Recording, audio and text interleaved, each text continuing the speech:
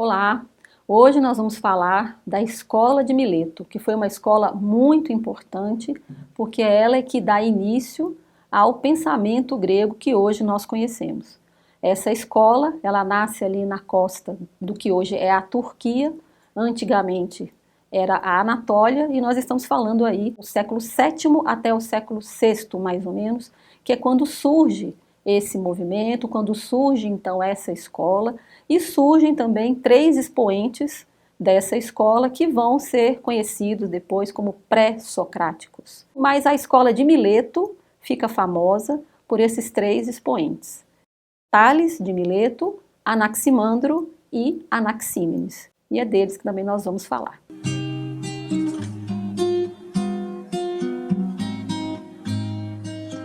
Tudo está cheio de deuses.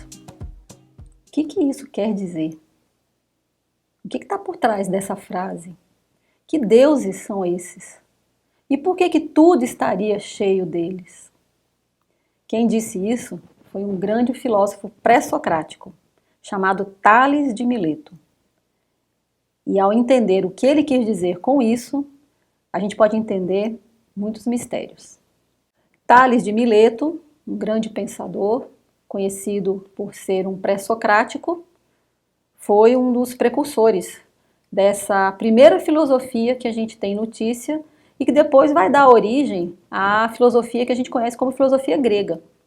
É interessante observar que a filosofia grega realmente não começa na Grécia, na região chamada Grécia, porque naquela época não existia ainda a Grécia, existiam muitos povos ali, mas eles estavam estruturados de forma independente, então ainda não existia o Estado grego. Esse movimento que começa ali na costa do que hoje a gente chama Turquia, e que antes era Anatólia, nessas cidades de Mileto, de Éfeso, essas cidades todas que começaram uma grande expansão, não só civilizatória, mas também dentro do pensamento filosófico, depois tudo isso vai migrar para a Grécia mesmo, tudo isso vai ser colocado ali no que hoje a gente vai conhecer como pensamento grego, mas começa ali naquela região.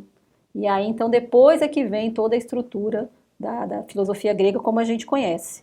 O que se sabe de Tales? Sobre os pré-socráticos a gente não sabe muita coisa, porque não se tem muito registro, não sobrou quase nada. Também não se tem obras, não é? A gente não tem nada registrado especificamente. Existem alguns documentos, existiram, né, alguns documentos, mas assim, bem já restos mesmo, né, pequenas partes de alguns escritos que seus discípulos registraram, mas não se tem nada, uma obra assim muito completa. Então, por isso que é difícil falar dos pré-socráticos, a gente fala mais por aqueles que comentaram sobre eles, né, na época ainda, né, dentro da filosofia grega. E o que se sabe de Tales, então? Que ele nasceu em Mileto e ele começou, então, a desenvolver a sua curiosidade e o seu interesse pela filosofia, começa a fazer algumas viagens, ele vai para o Egito, ele conhece ali aquela civilização, ele conhece o modo de pensar do Egito, toda aquela tradição, tem registros que ele tenha ido para a Mesopotâmia naquela época, e também tenha tido contato com grandes filósofos, com grandes sacerdotes, e tenha recolhido aí muitas coisas, porque é interessante observar, quando a gente analisa a filosofia pré-socrática, principalmente Tales, Anaximandro e Anaxímenes, que eles vão falar bem assim dentro de uma linguagem oriental, usam muitas ideias orientais. Então é como se eles estivessem trazendo um pouco disso, aproveitando um pouco disso que eles receberam e colocando dentro de uma forma mais racional, né? É interessante esse processo da filosofia pré-socrática, porque ela também vai inaugurar isso. Ela deixa de ser simbólica e ela deixa de estar dentro de um contexto que engloba o religioso e o místico, e ela procura trazer dentro de um campo mais racional, mas sem perder a metafísica. E isso é que é interessante em Tales e nesses filósofos pré-socráticos. E aí, então, a gente vai ver também que Tales não foi só uma pessoa que se dedicou à filosofia, ele era muito prático. Ele foi conhecido como matemático, como astrônomo, ele chegou a fazer invenções, ele chegou a trabalhar com engenharia, ele era muito bom nisso, né? E ele era solicitado, inclusive, para isso. E é uma coisa interessante porque já naquela época, olha só, já naquela época, quando começou a existir as pessoas que se dedicavam à filosofia, já tinha gente dizendo que filosofia não servia para nada.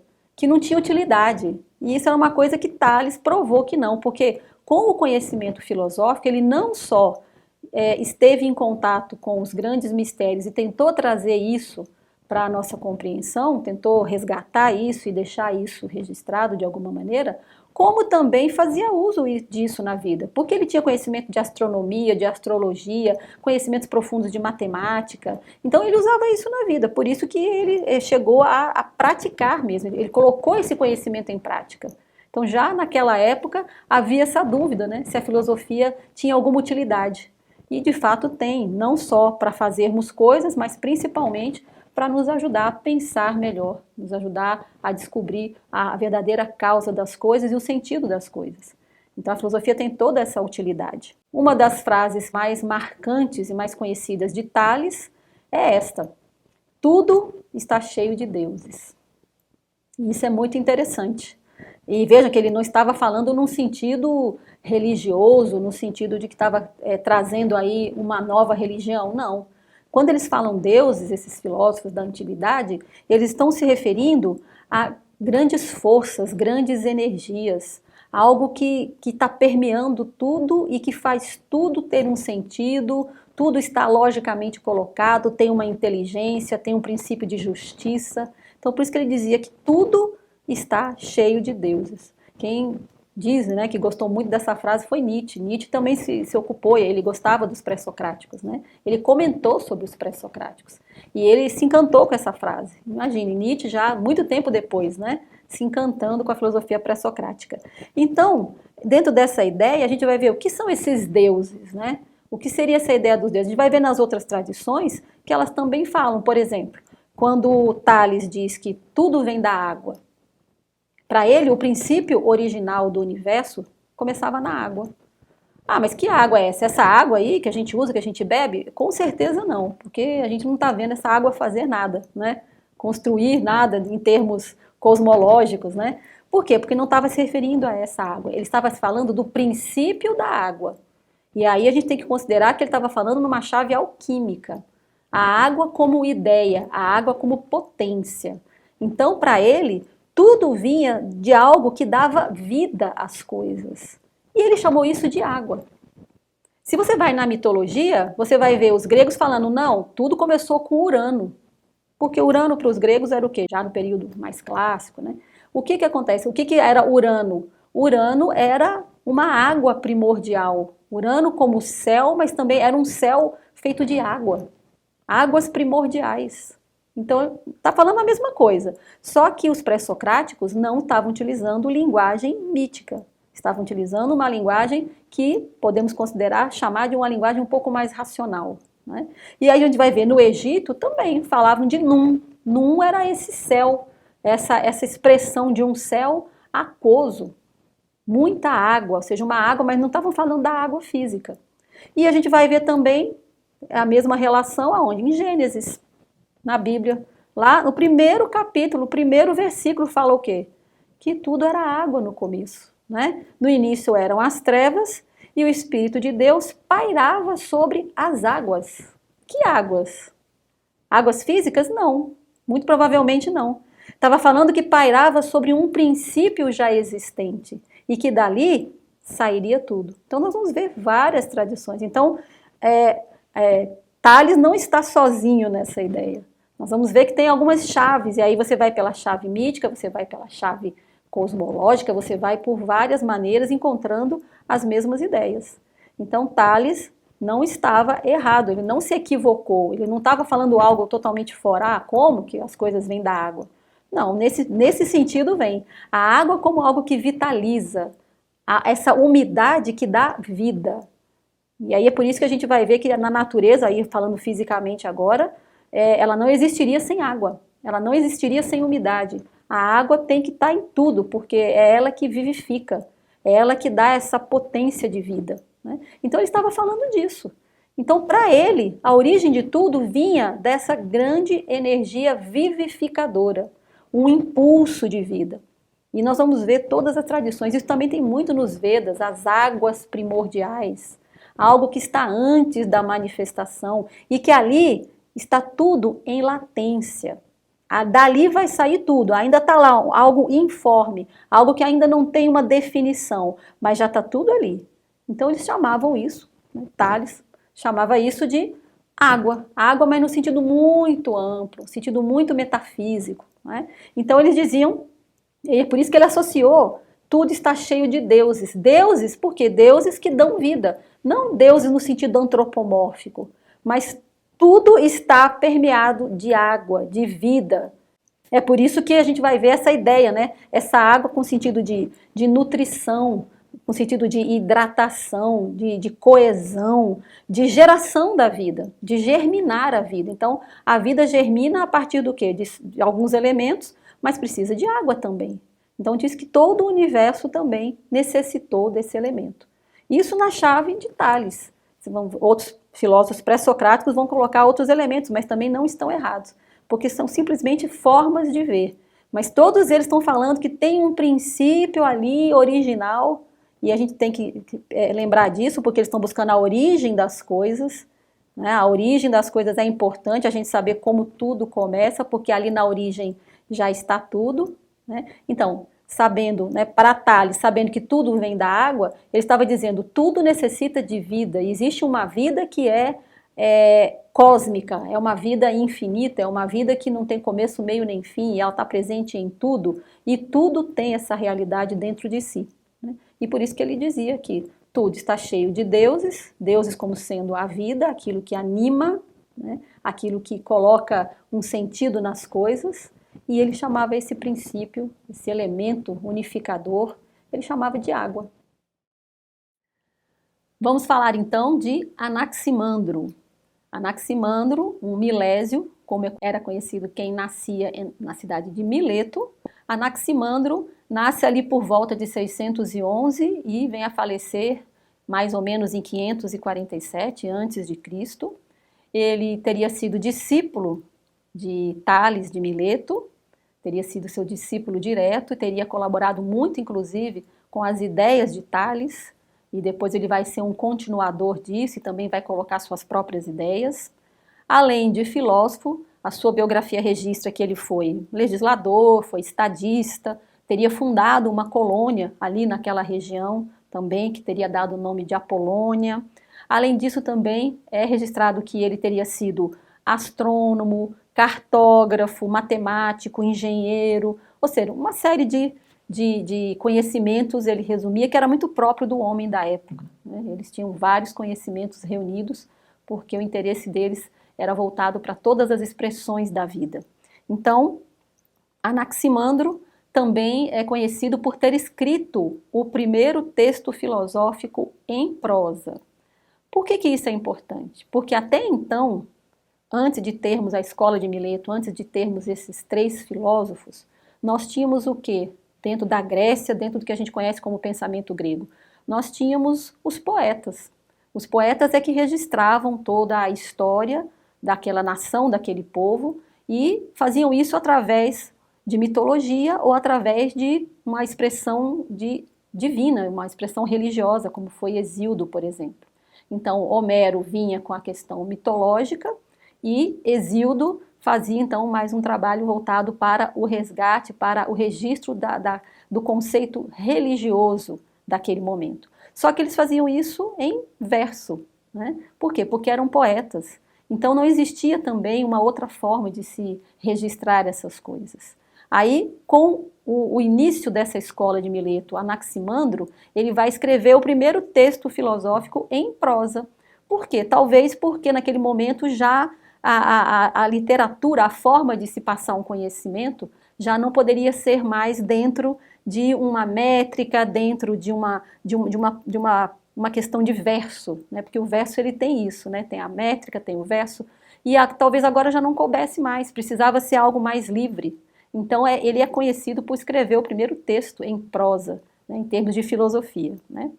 Nós vamos ver que Anaximandro, ele é discípulo de Tales, mas ele desenvolveu suas próprias ideias a respeito da origem da vida, do universo. Então, para ele, né, ele começou a pensar no que seu mestre disse. Tales disse que tudo vinha da água.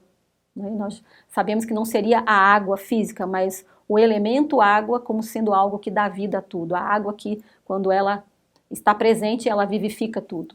Mas aí Anaximandro pensou, certo, mas a água, ele pensava, já é algo derivado.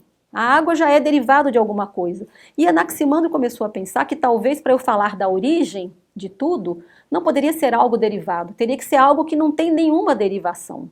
Tem que ser algo que não tem nenhuma limitação, que não veio de nada, que simplesmente é. E dali então tudo partiria. Ele vai chamar este elemento de apeiron. É um termo grego que quer dizer indeterminado, quer dizer infinito. Infinito no sentido de que não tem limites, né? Então, para Anaximandro, ele estava prevendo que todas as coisas vinham de algo que não se poderia nem denominar, não daria nem para dar um nome, não daria para a gente conceituar isso, né? Era algo como assim, grandioso, magnificente, algo que estaria além do tempo, além de todas as formas, algo que fosse imóvel, mas que geraria tudo na sua imobilidade, né? E também algo inconcebível do ponto de vista racional, mas que permanecia sempre inalterado. Gerava tudo, mas permanecia sempre inalterado. E também de onde brotava todo o manifestado. Para Anaximandro, tudo viria dessa possibilidade, desse elemento que seria a síntese de tudo, que geraria tudo, mas que nunca deixaria de ser. Então seria esse apeiron. E ele também dizia que tudo depois retornaria a esse mesmo elemento, que viria, faria uma experiência, teria uma esfera de manifestação, e aí depois então retornaria, né? Seria como se voltasse a se unir, né? Novamente, se uniria para esse ponto de onde partiu. Seria como voltar à unidade. Então, esse apeiron nos dá muito essa ideia de unidade, né? Ou seja, algo que está ali completo, pleno, da onde tudo parte, mas que também para onde tudo voltará. Seria mais ou menos como numa visão das antigas tradições, no sentido religioso, seria uma deidade incriada, que cria tudo, mas ela mesma não foi criada. Porque para ela ser criada teria que pressupor algo antes dela. E Anaximandro dizia que antes disso não existia absolutamente nada. Então esse apeiron seria o início de tudo, embora ele sempre estivesse ali. Ele não tem presente, passado e futuro. Ele sempre é, foi e será. Esse é o apeiron, né? Então, por que ele vai trabalhar nesse sentido? Porque ele vai querer responder, né, uma questão muito importante, que eu acho que inclusive até hoje a gente ainda tem esse questionamento. Por que as coisas surgem e depois desaparecem? Por que as coisas se manifestam e depois deixam de se manifestar? Por que as coisas tem um momento que elas estão visíveis e depois estão invisíveis? Para a gente seria mais ou menos a questão da vida e da morte, né? Aquilo que está vivo é que eu percebo, é que eu sinto, é que eu vejo. O que está morto, aquilo que eu não vejo mais, ou seja, não é mais uma realidade para mim, né? Então ele procurou responder isso através dessa ideia do apeiron. Por que as coisas têm esse movimento? Essa ideia do movimento, ela vai estar presente em toda a filosofia pré-socrática. Eles estavam muito interessados em saber o que era esse movimento, o que era isso que faz com que as coisas surjam e depois elas deixam de surgir, né? Por que elas se manifestam e depois por que elas desaparecem, por assim dizer, para depois aparecer novamente, num fluxo contínuo, né? Um movimento contínuo da vida, né? Então esse movimento para eles significava que era o movimento da vida. A vida, ela é movimento puro, né? Então eles estavam analisando, estavam estudando esse movimento que partia de algo imóvel, mas que já era vida, depois se manifestava, e aí então se tornava visível, e depois então ao retornar para sua origem, não era mais visível, não era mais perceptível, mas nem por isso deixava de existir. Então essa é uma questão interessante, né? Porque esse movimento, a gente teria que pensar também na nossa vida, né? Quanto da nossa vida é um movimento nesse sentido, de eu levar as coisas à manifestação e depois essas coisas se recolherem, essas coisas voltarem para um centro, de maneira que agora eu posso recolher uma experiência daquilo ali que eu vivi, né? Da mesma maneira, se por acaso uma pessoa na vida dela não está tendo movimento nenhum, ela não participa do fluxo da vida. E movimento que eu estou colocando aqui não é fazer um monte de coisas, não é ter uma agenda cheia de tarefas, que chega no final do dia e você está esgotado, não. Significa você fazer tudo de maneira que você esteja participando daquilo e você veja um sentido naquilo. E aquilo seja um somatório dentro da sua proposta humana. Aquilo ali fez diferença para você. Seja a ação mais simples, mas a gente estar em movimento. E esse movimento significa que eu teria que estar comprometida com alguma coisa na vida. Minha vida teria que fazer sentido para algo, para alguém. Minha vida teria que ter uma utilidade, uma finalidade. Então, às vezes a gente vê, né, muitas pessoas... e aí, quando você fala de movimento, a gente já relaciona com o tempo, né? Porque Anaximandro vai dizer, né, o que faz com que as coisas surjam e depois desapareçam? O tempo. Existe uma relação de tempo aí que é muito misteriosa, que não é o tempo de relógio, mas seria um tempo necessário para que as coisas cumpram com a sua finalidade, retornem para a sua origem, né? Ou seja, as coisas estão sempre em movimento, a vida está sempre trabalhando, sempre fazendo algo, mas não é algo sem sentido, não é algo que não tem uma necessidade, não, tudo que a vida faz tem uma necessidade, todo o movimento da vida é para atender uma necessidade. Às vezes, um ser humano que tem uma vida que não está atendendo a necessidade nenhuma, ele não está comprometido com nada que seja do ponto de vista humano, ele sente que a vida está passando e ele está parado. Né? É interessante isso, às vezes a gente vê assim, as pessoas quando chegam no mês de agosto, já viram e dizem assim, nossa, o ano já acabou, já estamos em agosto, o ano já acabou. Será que o ano já acabou? Quando a gente olha a agenda, eu pelo menos olho a minha agenda, tem tanta coisa lá para fazer, e não são coisas assim, né, rotineiras e mecânicas, mas são coisas que fazem parte da minha proposta de vida e que eu quero realizar. Né?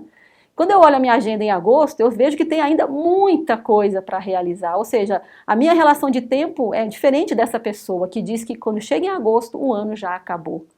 Para mim não acabou, para mim ainda vai acontecer muita coisa, até chegar dia 31 de dezembro, nossa, eu vou fazer muita coisa ainda. Mas nesse sentido, né? Então às vezes as pessoas estão paradas, então, ou seja, elas não estão participando desse movimento que a vida exige que a gente tenha. E é por isso então que os pré-socráticos, eles vão se dedicar muito a falar sobre isso. E eles fizeram até uma classificação, quais são os tipos de movimento, mas eu considero o mais importante essa ideia, essa percepção de que as coisas são e não são, elas têm ciclos. E elas têm uma necessidade de se expressar e depois de se recolher. Assim como nós temos necessidade de ir para o mundo e também nos recolhermos, fazermos a síntese daquela experiência vivida.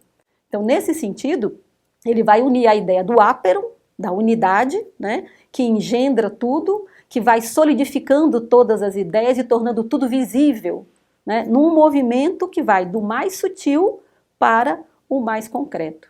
E ele dizia o seguinte, na medida em que isso acontece, que tem esse movimento que vai concretizando as coisas, vai cristalizando as ideias de maneira que ela parte de um plano que é sutil, que é um plano inteligível, e ela vai se manifestando, ele vai dizendo que com isso, então, as coisas, ao se manifestarem, elas se dividem, elas se tornam o quê? Dois opostos. Então aí surge a ideia da dualidade, que também é uma ideia muito recorrente em todas as filosofias, partindo aí da filosofia oriental, todas elas, né? Mas colocando essa ideia, que a unidade, a primeira forma da unidade se colocar, se fazer presente, sem deixar de ser, sem tirar nada dela, é ela se manifestar em dois opostos. Então, aí ele vai dizer, aí surgem os opostos na vida. Surge o frio e o quente, surge o grande e o pequeno, o alto e o baixo, o dia e a noite. Aí nós vamos ver as filosofias orientais, como eu disse, né? O taoísmo dizendo, olha, tem o yin e o yang. Se você vai na tradição védica, vão falar, olha, existe espírito, matéria, que eles vão chamar de Purusha e Prakriti. Mas eles estão falando disso. Ou seja, Anaximandro está, novamente, nos lembrando essa ideia, né? Que já é algo da sabedoria antiga. Então ele está dizendo que o universo, a primeira manifestação do universo é ele se polarizar. Como ele se polariza e ele diz que são opostos, o que ele está dizendo? Olha, se gerou opostos, né, duas coisas, essas duas coisas são opostas, significa que agora elas têm um certo conflito entre elas. Existe um certo desequilíbrio entre elas, porque são opostas, né? O dia e a noite, o claro e o escuro, o frio e o quente. Significa que uma, para existir, vai ter que né, deixar de existir para a outra poder existir. Então, elas vão ter que, né, entrar aí num jogo. Esse jogo, que é o jogo da vida, que é o jogo da dualidade, ele diz, segundo Anaximandro, ele diz que isso vai gerar um certo desequilíbrio, vai gerar uma certa desarmonia. E ele diz, então, que todas as coisas, percebendo isso, vão querer retornar à harmonia perdida. Ou seja, tudo aquilo que se dualiza, tudo aquilo que se fragmenta, vai querer o quê? Vai querer voltar para a unidade, vai querer voltar, vai buscar novamente estar composto, vai estar novamente unido agora. Então ele diz que isso daí é o movimento necessário para que nós tenhamos percepção das coisas. Significa que a gente talvez teria aí a percepção de uma consciência das coisas. É quando as coisas se dualizam, porque aí é pelo contraste, né, dos opostos, né? Então a gente vai perceber que a mente ela vai entender uma coisa porque ela sabe que não é a outra coisa. Então é a primeira percepção de consciência, a gente entender isso, né? E aí então esse nascer e morrer das coisas, por que as coisas nascem e morrem? Porque elas estão buscando o equilíbrio perdido, né? Elas estão buscando voltar para a sua origem. E parece assim que essas coisas elas sabem, né, intuitivamente que elas vieram de algo que estava unificado. É meio que uma intuição de tudo, né? Então parece também assim um pouco do ser humano, né? O ser humano também parece que intuitivamente sabe que ele está com várias facetas, ele tem várias expressões, mas lá no fundo ele busca o quê? Ele busca voltar para aquilo que ele sempre foi. E esse é um ponto. Isso é uma unidade dentro de nós, né? Então ele dizia que nós vamos buscar isso, nós vamos buscar o equilíbrio, vamos buscar a harmonia, vamos buscar o quê? Uma condição sem polos, que daí vem, né, a mitologia grega com uma divindade muito expressiva, muito importante, que é Apolo. Apolo é aquele que não tem polos, ou seja, ele não tem preferências. Ele integrou tanto as coisas, por isso que esse Deus é uma inspiração para isso, né? Para os gregos antigos, né, pelo menos. Então ele sugeria, ele inspirava as pessoas a não se dualizarem, a não ficarem fragmentadas. Então Apolo, ele inspirava para que todos buscassem o quê? Um ponto onde as coisas se harmonizassem. Então, sem polaridade, sem opostos, né? Não que a gente vá negar a dualidade, mas a gente vai ter que sempre buscar o quê? Integrar essa dualidade e encontrar o ponto onde ela se harmoniza. E esse ponto, né, Anaximandro vai dizer que quando está harmonizado é justiça. Ele dizia que quando as coisas estão dualizadas, estão em conflito, que uma não consegue conviver com a outra porque são opostas, ele dizia, olha, isso para mim é injustiça. Segundo ele, uma forma de dizer, né, falar da injustiça.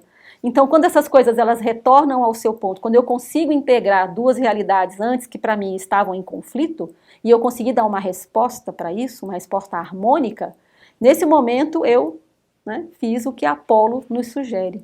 Eu harmonizei os opostos. Então, é esse movimento que é necessário para gerar consciência no ser humano.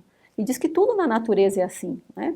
É como a gente vai perceber por que a gente necessita de um certo desequilíbrio, né, para perceber o equilíbrio. Por que esse movimento é necessário? É muito comum, né? A gente quando aprende a andar, a gente ainda está aprendendo, então a gente vai aí, né, dando aquele passinho, a criança vai dando aqueles passinhos, né?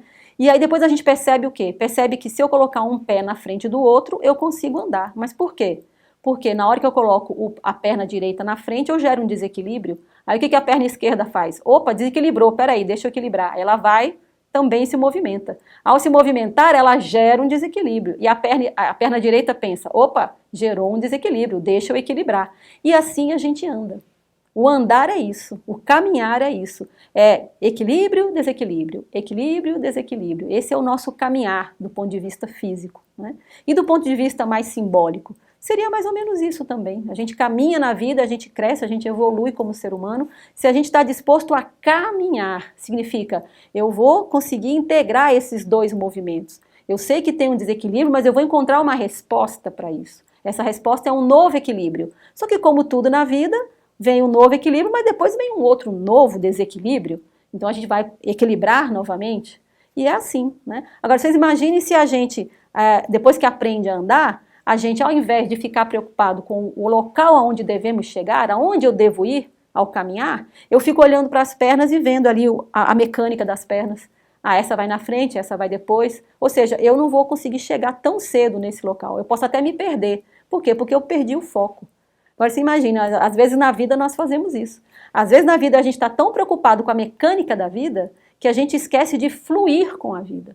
A gente fica olhando tanto para as coisinhas pequenas, que são essas coisas de equilíbrio, desequilíbrio, equilíbrio, desequilíbrio. Só que a nossa consciência fica tão identificada com essas coisas que são do plano da manifestação e são do plano material, portanto são coisas circunstanciais que fazem parte da vida, mas não é a essência da vida. Então nós ficamos presos, olhando para as pernas, caminhando e não olhamos para frente e não chegamos onde temos que chegar, porque estamos preocupados com a mecânica da vida, não com o fluir da vida. Então é isso que os pré-socráticos eles vêm nos lembrar. É mais importante a gente se preocupar com aonde temos que chegar. E os meios, eles vão sendo feitos de maneira inteligente apenas, mas não que a gente vá se fixar neles, porque senão a gente não consegue andar. Vai ficar preso ali olhando o movimento das pernas. E por isso também eu vou lembrar aqui agora um filósofo estoico, né, que também é uma filosofia muito interessante, que ele dizia, não leve a vida tão a sério. Mas o que ele queria dizer com isso? Porque era um filósofo muito profundo, estoicismo, né, é uma filosofia muito forte. Mas o que ele queria dizer com isso? Ele talvez estivesse querendo dizer isso, não se preocupe tanto com a mecânica da vida, flua mais com ela, entre mais na essência dela e não na sua parte automatizada, porque o automatizado serve para a gente caminhar mais rápido, né? O que está automatizado é para a gente ganhar tempo, né? Mas, às vezes, nós ficamos presos no automatismo. E aí, então, Epíteto vem nos lembrar, né? Não leve a vida mecânica tão a sério, né? Fluir mais com ela, deixar que ela nos leve aonde nós temos que chegar. Isso aí seria mais importante.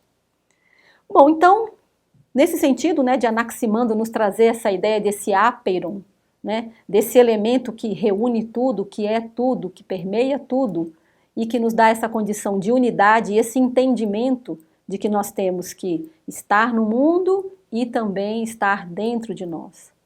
Ele vai, então, nos trazer uma reflexão, né? Nós temos tantos papéis, nós temos tantas realidades, nós temos tantos interesses, e aí desses interesses aí surgem também tantos problemas, e a gente muito, né, focado ali na questão material do tempo, do espaço, do movimento, da mecânica das coisas, né? Tudo isso condicionando a nossa existência, tudo isso nos limitando àquilo que a gente poderia vir a ser, né? Será então que não seria interessante a gente descobrir esse ápeiron dentro de nós? Esse ponto em nós que é imóvel, que faz com que tudo realmente tenha sentido, tenha um significado.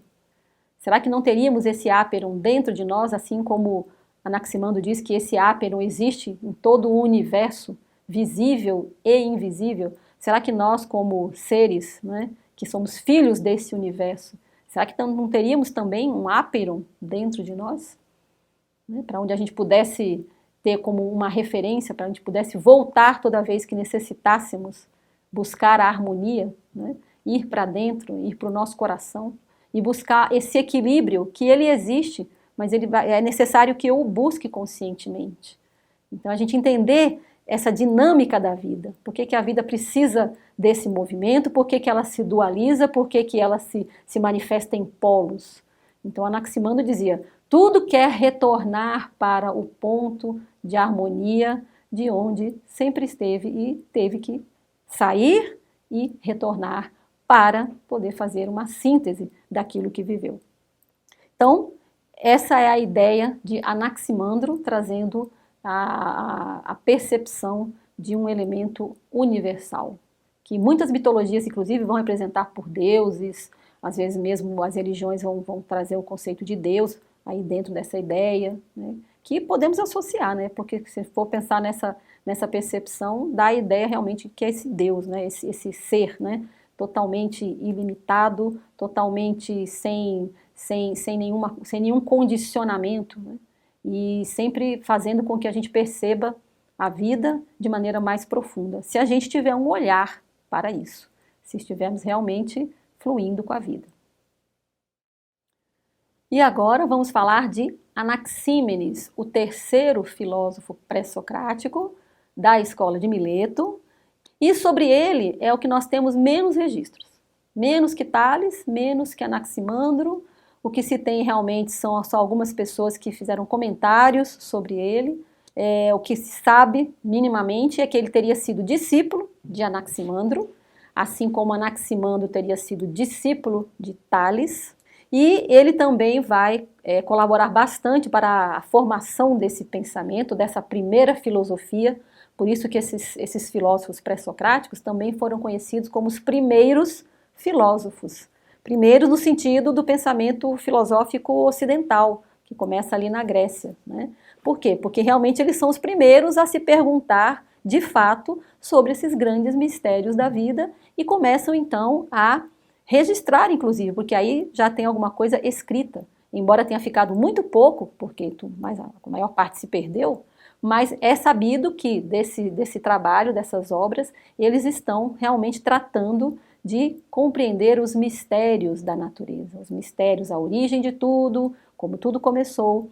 Anaxímenes também desenvolveu sua própria ideia sobre o início das coisas, sobre a origem de tudo, e ele veio com uma ideia também que vai se relacionar a um dos 4 elementos. Nós vamos ver que os pré-socráticos, eles trataram desses mistérios utilizando bastante o simbolismo dos 4 elementos da natureza, que seria terra, água, ar e fogo, e Anaximandro é que vem trazendo uma ideia que talvez seria uma síntese, né, um resumo disso tudo, né, quando ele fala do ápeiron. Mas Anaxímenes volta a falar de um dos elementos da natureza. Tales veio falar da água, e Anaxímenes vai dizer, olha, para mim, tudo começa, a origem de tudo é o ar. Esse ar de Anaxímenes não é necessariamente o ar que nós conhecemos, o oxigênio, o ar físico, embora faça parte.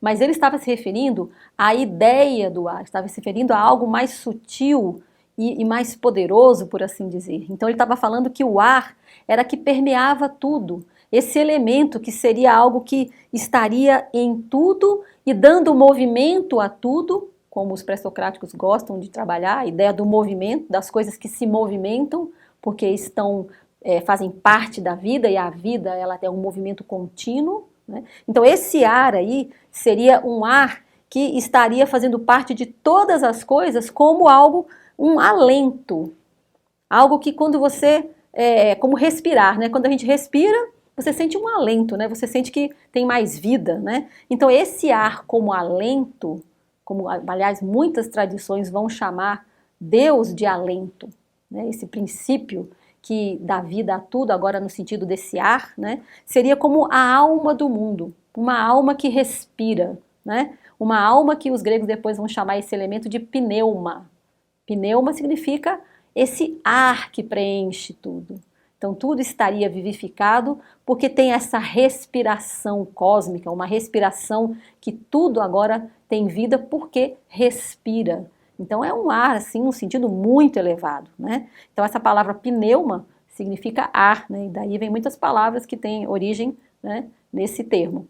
Nós vamos ver muitas mitologias relacionando esse mistério do ar com divindades, com deuses. Então a mitologia suméria, a egípcia, a romana, a grega, a chinesa, quase todas falaram de deuses do ar. Às vezes falando de deuses do vento e às vezes falando realmente de expressões do ar. Então nós vamos ver aí as tradições védicas, elas vão falar muito disso, né? Então nós vamos perceber que, por exemplo, na tradição oriental hindu, mais precisamente na tradição védica, eles vão falar que existe algo, né, que é um elemento muito sutil, que seria uma espécie de um éter. Não o éter que a gente conhece.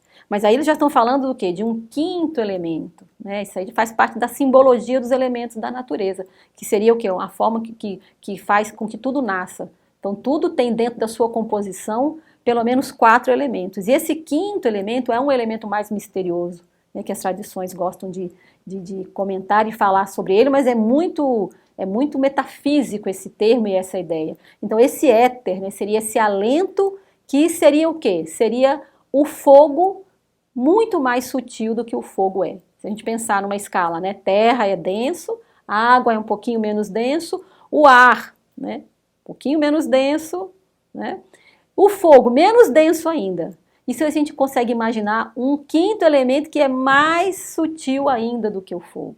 Então as tradições estavam chamando isso de éter. Então podemos fazer uma relação, esse quinto elemento, esse éter, essa energia que estaria permeando tudo. Nós vamos ver isso muito claro, né? As tradições antigas, principalmente as indianas, vão trabalhar muito esse termo, né?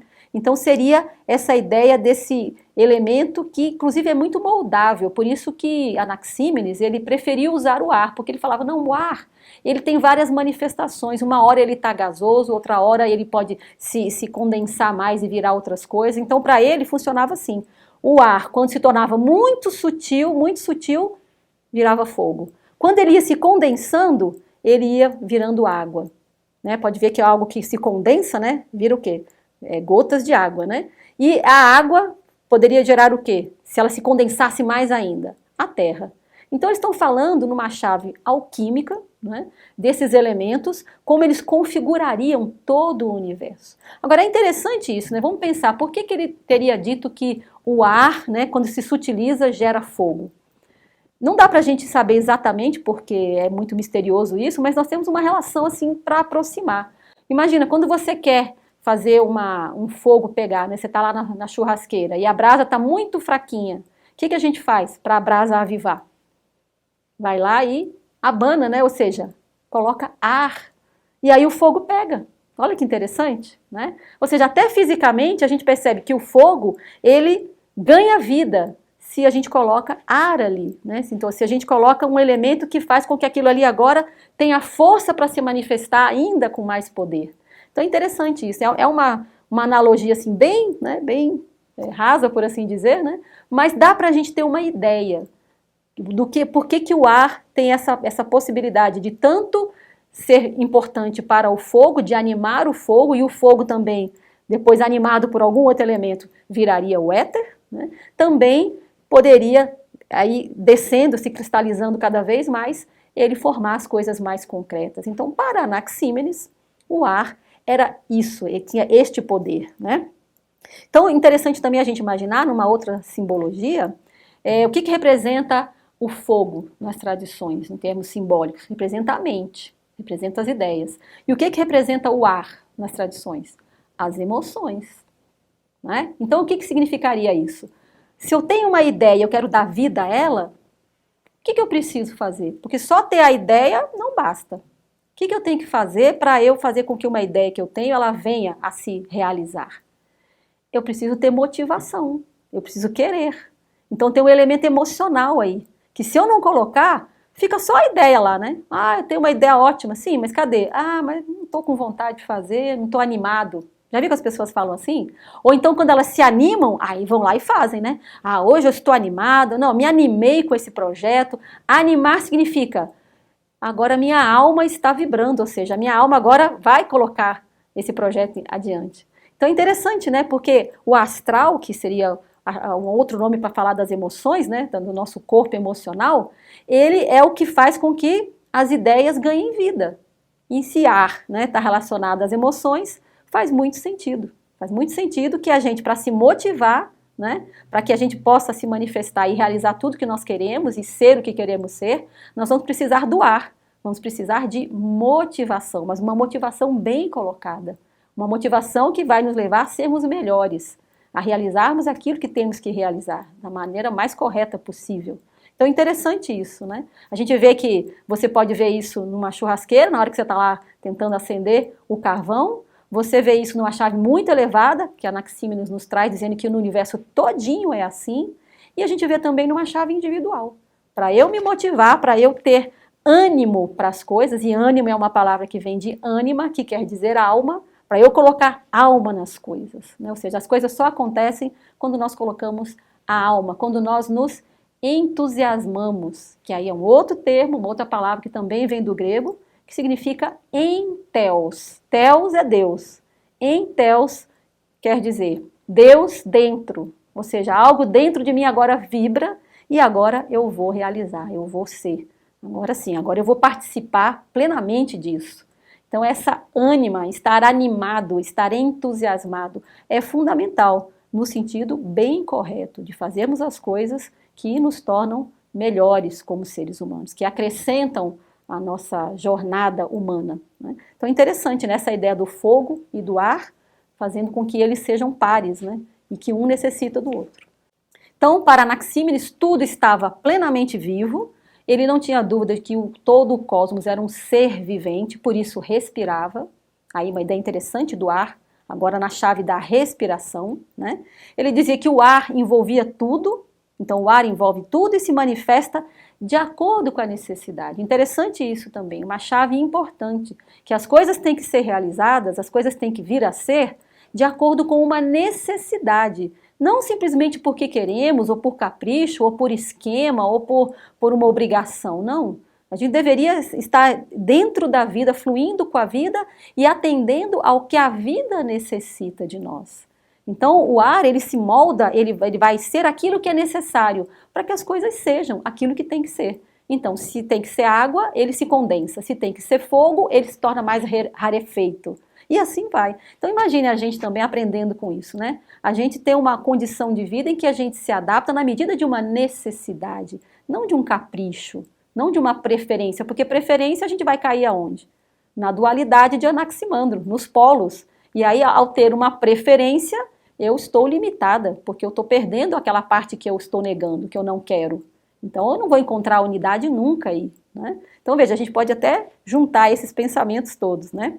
Uma coisa importante também, que é muito bonito da gente entender, é que a tradição védica, em todas as suas obras, que são milenares, né, sempre trouxe a ideia de que o universo inspira e expira, que o universo tem uma respiração, e essa respiração faz com que ele exista e com que ele se recolha, deixe de existir. Lembra lá de Anaximandro, da dualidade do movimento, né? Então, a tradição diz assim, quando o universo expira, ele cria, então tudo se manifesta, e aí leva uma quantidade infinita de tempo para tudo se realizar, para tudo se resolver, e aí chega um determinado momento que ele inspira, e aí ele traz tudo de volta para dentro dele. Significa então que agora ele entra num estado de repouso. Na tradição védica eles vão chamar isso de Manvantara, que é quando o universo se manifesta, ou seja, quando toda essa possibilidade, dessa força que existe, ela expira, e ao expirar, então, ela coloca tudo aí para que a gente possa viver, e chega um momento em que, então, tudo é inspirado. Então, a gente inspira, e aí, então, o universo repousa. Por isso que, às vezes, a gente vê a figura de Vishnu, aquela divindade toda azul, deitado. Não sei se vocês já viram, é muito recorrente essa imagem. Ele está completamente deitado de lado com as mãos assim, né? Significa o quê? Significa que o universo entrou em repouso. Isso é Vishnu agora repousando. Para quê? Para ganhar energias para ele voltar a se manifestar, né? Então, quando expira, manifesta. Quando inspira, gesta. Está ali formando, está ali se preparando para uma nova manifestação, né? E é interessante, né? Na nossa experiência, você vê, quando a pessoa está assim, um pouco nervosa, que ela está um pouco assim, aflita, o que as pessoas dizem? Não, não, calma, respira, respira, respira fundo, não é assim? Para a gente se acalmar, o que a gente tem que fazer? Respira fundo, significa, olha, vai para dentro, recolhe, né? E dali, pode ser que aí agora você consiga se harmonizar. É esse inspirar, né? É muito comum. Não, respira, respira fundo. Ah, qual é a primeira coisa que quando está nervoso? Respira fundo, ou seja, puxa para dentro o ar, né? Porque aí é nesse momento que você pode ter uma resposta. Porque é ali é que está tudo gestando, é ali que está a origem das coisas. Que aí talvez seja um ponto de encontro, né, desse nosso áperon, né? Então é esse inspirar. E depois precisamos o quê? Soltar. Significa, bom, agora eu me acalmei, pronto, agora eu posso continuar. Então é muito bonito ver isso, né? Em síntese, será que nós podemos aproveitar tudo isso que esses três grandes pré-socráticos disseram e trazer para a nossa realidade e perceber que eles não estão sendo contraditórios? Que na verdade eles estão falando das mesmas coisas, cada um dentro da sua visão, mas uma complementa a outra. Então percebam, eles disseram, tudo vem de algo imóvel, fixo, moldável, que está em tudo, sem deixar nunca de ser, que se transforma de acordo com a necessidade, que anima tudo, que dá a vida incondicionalmente, que não tem preferências, que não coloca condições para dar essa vida. É de uma generosidade que a gente não consegue nem imaginar como a vida é generosa e que participa desse elemento que seria esse eterno fluir da vida. E isso numa chave mais ampla. Mas será que não poderíamos pensar que somos nós? Que o ser humano é toda essa possibilidade aqui? Será que nós não somos também um ponto dentro de nós que pode se refletir em tudo? Que pode animar, que pode dar vida a tudo? Será que também nós não somos temos aquela condição de nos adaptarmos de acordo com a necessidade e também de respondermos às necessidades da vida? Será que não temos inteligência para termos respostas adequadas e justas para cada problema, para cada situação que a vida nos apresenta? Será que não temos essa versatilidade? Será que não podemos também participar, fazer com que a vida passe por nós, seja transmitida por nós, ou seja, a gente também animar as coisas à nossa volta? Não no sentido de uma euforia, não, mas no sentido de dar ânimo, colocar alma, fazer com que a alma de cada ser, de cada elemento que está ali comigo, que eu me relaciono, tenha vida, expresse a sua própria vida. Isso é um elemento muito importante. Se nós temos vida, nós temos capacidade de fazer com que cada elemento expresse o que está dentro de si. Então, viabilizar esse processo, fazer com que cada coisa se expresse, cada coisa venha a mostrar a sua própria alma. Então, nós não teríamos essa condição, não poderíamos fazer da nossa vida esse fluxo contínuo que liga todas as coisas e que faz com que tudo então esteja melhor pela minha participação? São coisas para a gente pensar, porque é uma possibilidade humana. E esses filósofos pré-socráticos nos trouxeram isso há muito tempo, mas tudo isso ainda está presente, ainda é muito atual e merece ser refletido por todos nós.